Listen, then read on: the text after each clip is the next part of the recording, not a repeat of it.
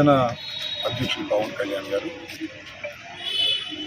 అలాగే తెలుగుదేశం పార్టీ జాతీయ అధ్యక్షులు చంద్రబాబు నాయుడు గారు, చంద్రబాబు నాయుడు గారి అద్దె ఇంట్లో అద్దెలేనా పంతులా లింగమనేని వారి ఇంట్లో సమావేశం అయ్యారు, భేటీ అయ్యారు. వాళ్ళు భేటీ అవుతూనే ఉంటారు, నా చిన్నప్పటి నుంచి భేటీ అవుతూనే ఉన్నారు. కానీ ఏది తేలదు, అవ్వదు.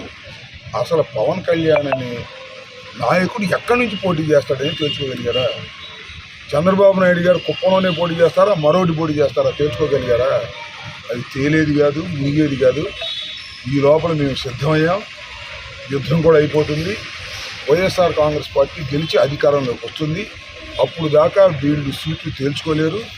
సీట్ల కన్నా ముందు వీళ్ళు నోట్లు తేల్చుకోవాలి. పవన్ కళ్యాణ్ గారు నోట్లు